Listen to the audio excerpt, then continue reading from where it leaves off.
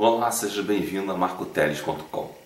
Existem pessoas que são contra a palmada, dar palmada em crianças.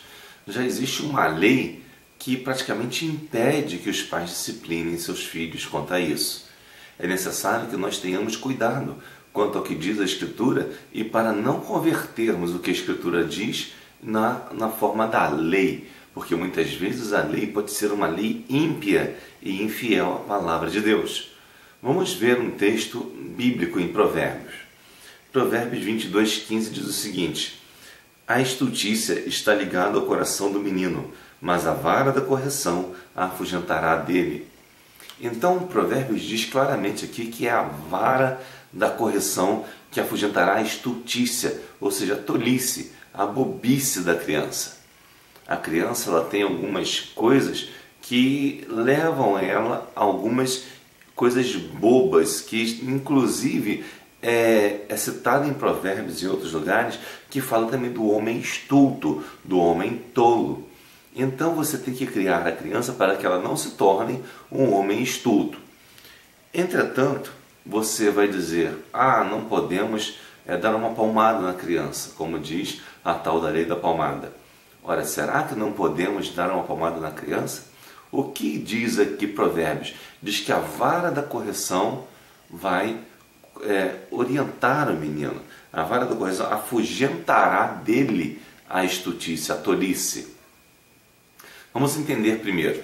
Temos o extremo e o real. Dois extremos e o real. O primeiro extremo é que você não deve nunca bater na criança por motivo nenhum. Tem que dialogar. Tá, como é que você vai dialogar com uma criança no princípio em que ela não tem entendimento próprio para seguir o diálogo, o seu raciocínio? Depende muito da coisa, depende muito da idade da criança. Então essa história de diálogo é meio ridícula. O diálogo, sim, ele se faz necessário como aviso. Você diz para a criança, não faça isso porque isso é errado por causa desses motivos. Eu vou te avisar 3 vezes, diga assim mesmo. Vou te avisar 3 vezes. Na terceira você vai levar uma palmada. Então você avisa a primeira vez para a criança e explica. Não significa que a criança esteja entendendo. Não significa que ela esteja entendendo. Significa que você está explicando, que você está mantendo aquele ensinamento na mente da criança. A criança faz uma segunda vez, porque a criança tende a desafiar para ver o que você vai fazer. Na segunda vez, você explica de novo. E repete, essa já é a segunda vez. Mas você não vai dizer, essa é a segunda vez, como se estivesse xingando a criança, brigando com a criança. Você vai falar com calma, com toda calma. Essa já é a segunda vez, eu estou te explicando. Eu não quero ter que te dar uma palmada. E você explica os detalhes. Leva uns 10 minutos explicando os detalhes para a criança. Não que a criança vai entender, mas ela vai guardar aquela mensagem que você está dando para ela. Na terceira vez, você explica, eu não te disse que não era para fazer isso, que já existe na primeira vez eu te expliquei, na segunda eu te expliquei, e repete a explicação. Agora eu vou te bater porque você não respeitou nem na primeira, nem na segunda, nem na terceira vez. Vou te dar uma palmada. E deu uma palmada. Mas como dar essa palmada? A palavra de Deus, nesse texto aqui, já nos diz como dar essa palmada. Observe. A estultícia está ligada ao coração do menino, ou seja, ele é tolo por natureza, menino ou menina. E a vara da correção a afugentará dele. Alguns dizem que essa vara da correção é como se fosse um cajado, que você puxasse a criança para que ela saísse daquele problema. Só que você não pode estar o tempo todo puxando a criança. A criança também tem certa liberdade, relativa, mas tem. Então, algumas vezes ela tem que ser treinada para exercer sua liberdade. E é interessante que ele coloca a vara da correção e a gente entende mal com essa vara da correção. Alguns entendem que a vara da correção seja um cinto, né? Um cinto de couro que se usa, que os homens usam. Não, não é isso. Outros entendem também que a vara da correção seja um galho de goiabeira, um dos piores, praticamente um chicote. Também não é isso. A vara da correção é algo que afugenta, simplesmente afugenta a estultícia.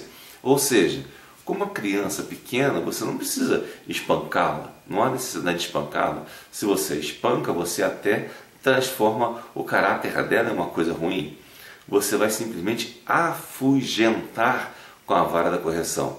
Posso te dar um exemplo. Jesus, lá nos evangelhos, quando vendiam coisas no templo, Jesus pega um azorrague de cordéis e afugenta as pessoas e os animais daquele lugar. Alguns dizem, Jesus deu chicotadas. Não é bem assim. Ele fez um azorrague com cordéis, ou seja, ele pegou barbantes. Os cordéis eram barbantes com o qual amarrava a mercadoria, e com esses barbantes, que eram feitos de uma planta muito leve chamada junco, ele fez um juntado desses barbantes e batia, de forma que somente afugentava, mas não machucava. Às vezes o afugentar é que é o importante. Nesse texto aqui, a vara da correção é uma vara para afugentar e não propriamente para espancar, como dizem alguns. Então você tem que ter uma vara de correção que afugente. Palmada não mata ninguém, na verdade, né? Se dá uma palmada, não vai mais afugentar ninguém. Por isso que é usada muita palmada, que ela é uma coisa mais que afugenta, né, do que bate propriamente dito, do que espanca propriamente dito.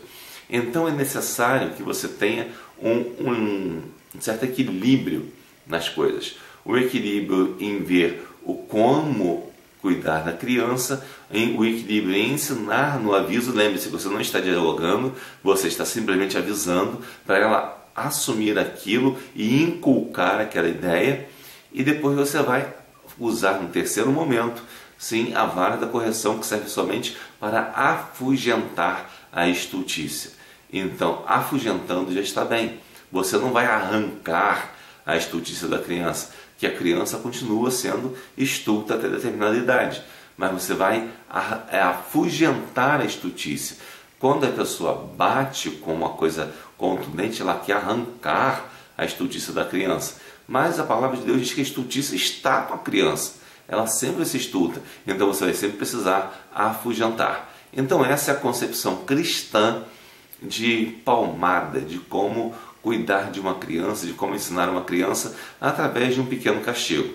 Podemos dizer também que castigo deixar sentado durante um tempo numa cadeira também faz parte. Você pode usar isso na segunda fase da questão. Quando você avisa a segunda vez, você já coloca de castigo.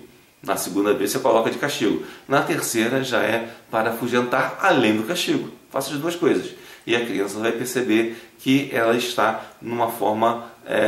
aquilo não é bom para ela, não é bom de alguma forma. E você está inculcando na criança e afugentando a estultícia. Quando eu digo castigo, eu digo colocar sentado numa cadeira sem sair para lugar nenhum. Isso para uma criança é talvez uma das piores coisas que exista. E eles, que quando sofrem um castigo desse tipo, de estarem restritos de sua liberdade, eles pensam 2, 3 vezes, e muitas vezes, antes de acabar o tempo do castigo, eles pedem perdão ao pai ou à mãe e podem sair do castigo, tá bom? Que Deus o abençoe rica e abundantemente.